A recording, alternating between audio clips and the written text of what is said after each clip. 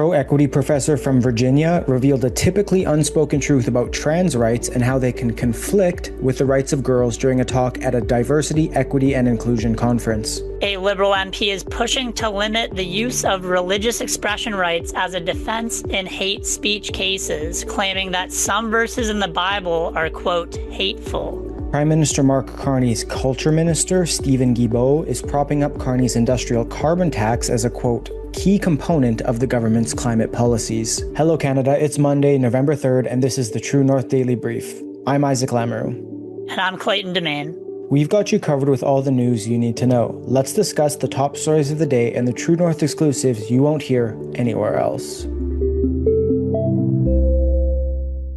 At a Canadian conference overflowing with Marxist and anti-Western academics, a U.S. professor highlighted a critical truth often ignored by diversity advocates. Quote, trans policies frequently undermine the rights of girls. At the Ontario Institute for Studies and Education's Centre for Leadership and Diversity conference themed, quote, Leadership for Renewal, Sustenance, and Resistance in Challenging Times, Carol Mullen, a professor of educational leadership and policy studies at Virginia Tech University in Blacksburg, Virginia, presented a study on why education policymakers accept or resist, quote, trans students' rights policies. The presentation, quote, School Board Dynamics of Trans Student Policy Amid Democratic Backsliding, detailed a study Mullen conducted to understand factors influencing policymakers to adopt or reject trans right policies at school boards. When asked to define trans rights, Mullen told True North that what she calls trans rights, quote, involves trade-offs in the minds of some communities and that any definition requires interrogation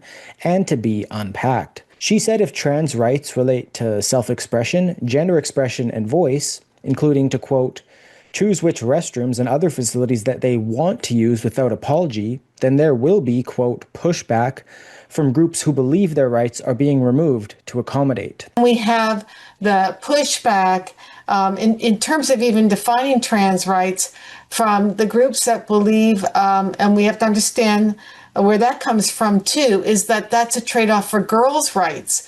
And so if you're going to define trans rights, you have to define, biologically speaking, girls' rights, which can crowd out trans rights. And you saw that in one of the quotes that I provided, right? I'm uncomfortable with anyone thinking they can go into a girl's restroom or bathroom, anyone being a trans person. So Clayton, what are some of the other things this professor said during her presentation and in response to True North's questions? Yeah, Isaac. So this Virginia professor, Carol Mullen, spoke about the struggles she and her research team had in conducting interviews for her study. Only 3 of 11 of the school divisions they reached out to responded, and out of that, 2 of them rescinded their initial acceptance. So out of the 16 board members that were emailed from that one school board, only 1 actually conducted an interview. And Mullen speculated that it was due to the changing landscape of acceptance for what she called trans student policies in at least her state of Virginia. One of the interesting things she noted from the study, which had to be conducted by watching debates and meeting minutes as they weren't able to talk to anyone, was that people were less likely to push for trans policies or adopt them if they went against the law, which sounds obvious, but it just goes to show there is a changing wind around these topics, especially in the United States. When True North pressed her to elaborate about what she meant by trans student policies, she avoided mentioning anything aside from what she called the classic trans student issues, such as trans identifying students in girls' bathrooms.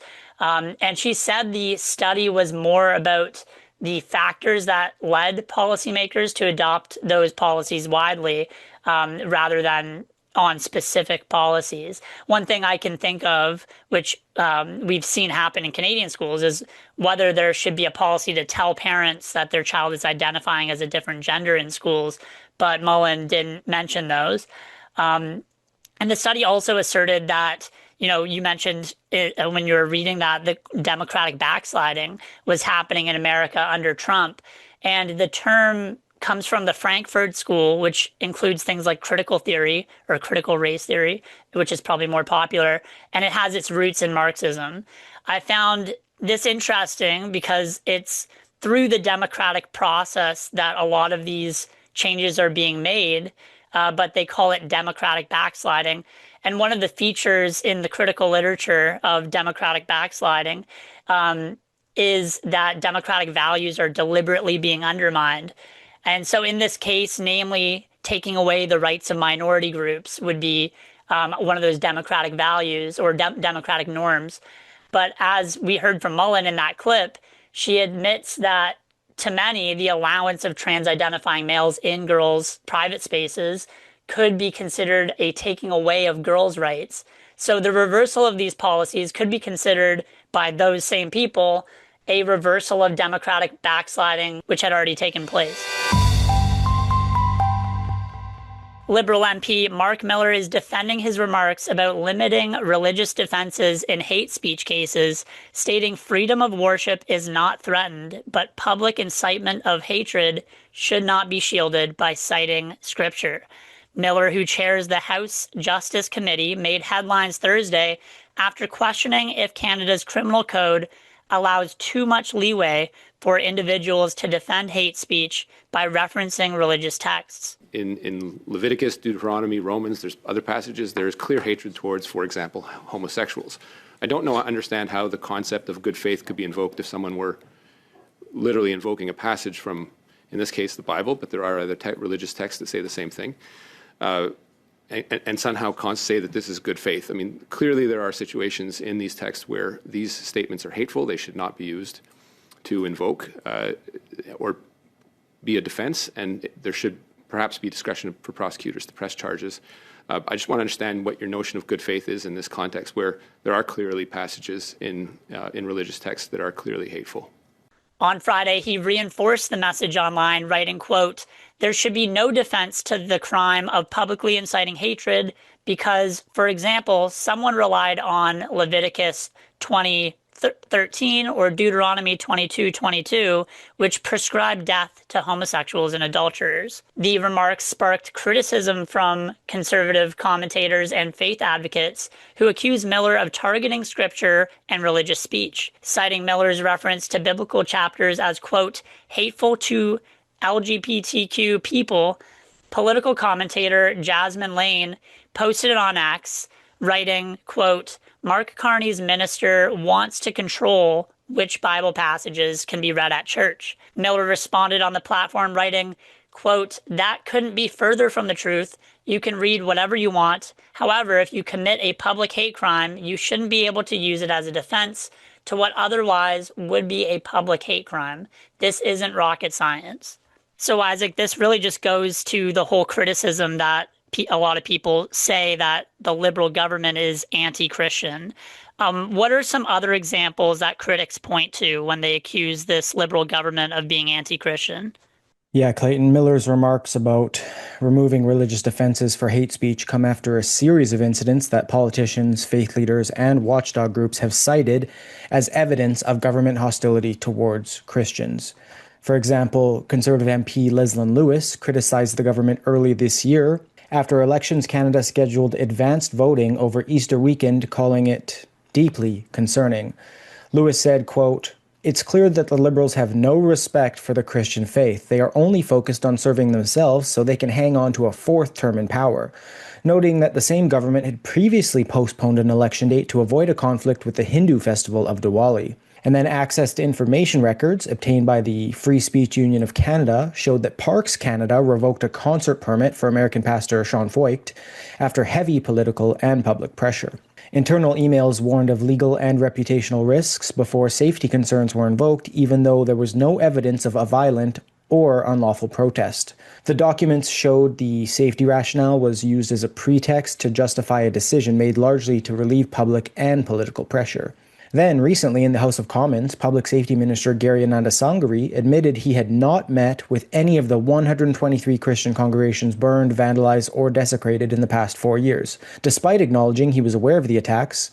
And Conservative MP Dane Lloyd pressured him on whether hate crimes against Christians were a problem. He asked, quote, is it because hate crimes against Christians aren't a priority for this government? And Anandasangari replied, saying, quote, that is absolutely incorrect, but confirmed that he had met with synagogues and mosques, but not affected churches. Then the Canadian Anti-Hate Network has received almost $1 million in federal funding, according to Conservative MP Rachel Thomas, and they've also drawn criticism. Thomas said the organization used public funds to inspire independent advocacy and activism to disrupt and compete with far-right movements, while defining far-right to include Catholics and people who identify as pro-life. She called the group's work a great disservice that spurs further polarization. Elsewhere, Christian teachers Matt and Nicole Alexander filed human rights and labor complaints after being fired by the Renfrew County District School Board for allegedly refusing to celebrate and affirm LGBTQ issues. Alexander said, quote, "It feels like there's no space for Christians to be Christian in the education system." Finally, coverage discrepancies have also been highlighted by media observers, while legacy outlets and politicians condemned Sean Feucht for his biblical beliefs on gender and sexuality. They remained silent during the Canadian tour of Imam Abu Tamia, a Salafi preacher known for anti-Christian, anti-Western tirades, according to B'nai B'rith. But taken together, these cases have been cited by Conservative MPs, advocacy organizations, and journalists as examples of an uneven standard applied to Christianity in Canada's public sphere. Steven Guilbeault, the former environment minister and vocal climate activist, is championing the Liberals' industrial carbon tax as the linchpin of their climate agenda, even as Canadians grapple with rising costs. Prime Minister Mark Carney will table his federal budget in the House of Commons next week, and Guilbeault, who now serves as Minister of Canadian Identity and Culture, was asked by media what he'd like to see included as a, quote, staunch environmentalist. I think, clearly climate change continues to be an important issue. I can't comment on what might or might not be in the budget. Obviously, like you, I'm very eager to see what will be in it.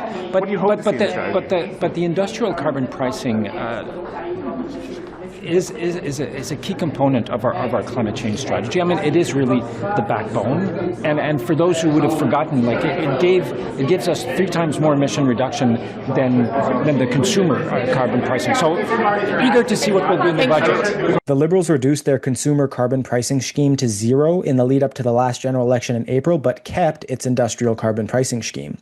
And while the Liberals have claimed the consumer carbon tax is gone, it technically still exists and could be reintroduced at any time. For the tax to truly be done with, it would require a vote in the House of Commons to have it repealed. On the campaign trail, Carney told Canadians that the industrial carbon tax would not touch the wallets of everyday Canadians. However, when cornered about it in an interview earlier this year, he admitted that they would be paying for it, but according to him, only a, quote, marginal amount.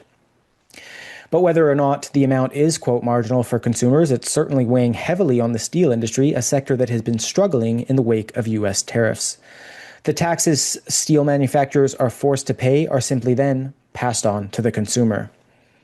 So, Clayton, what are some other environmental policies still on the books or set to be introduced by the Carney Liberals, and what have critics said about them? Yeah, so one thing that comes to mind, Isaac, is something Carney proposed during the election, which are essentially carbon tariffs or tariffs on any country who doesn't have a carbon tax, which Carney's government approves of. This was something Chris Sims from the Canadian Taxpayers Federation hammered on about during the election and was contrasted by the fact that Carney and his supporters kept beating the economic war drum over Trump imposing his own tariffs. Sims noted how the tariffs would raise the prices of products from several countries, including the US, which Canada imports the most goods and services from. And she found that 73% of the world's countries could be hit by this, quote, border adjustment measure, as they don't have carbon taxes. And what was shocking was how little coverage this got, as Carney was, finger wagging about Trump imposing tariffs while he aimed at imposing his own tariffs. I suppose it's different because it's justified by climate activist ideology. And this also is in addition to the Liberal government's tariffs on Chinese EVs, which, although there are other justifications for the tariff, it also conveniently protects Canada's corporate handouts to automakers to build its own EVs, and which many of those are not even being built anymore. A lot of those companies are dropping their plans to do so.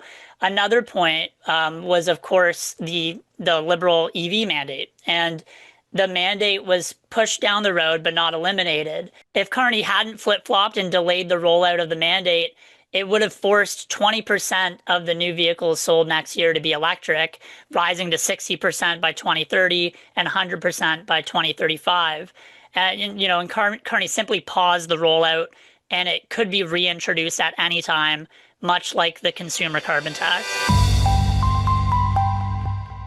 That's it for today, folks. Thanks for tuning in. You can stay on top of new episodes every weekday by subscribing to the Daily Brief on iTunes and Spotify. Also, while you're at it, make sure to hit us with a 5-star rating and please leave a review.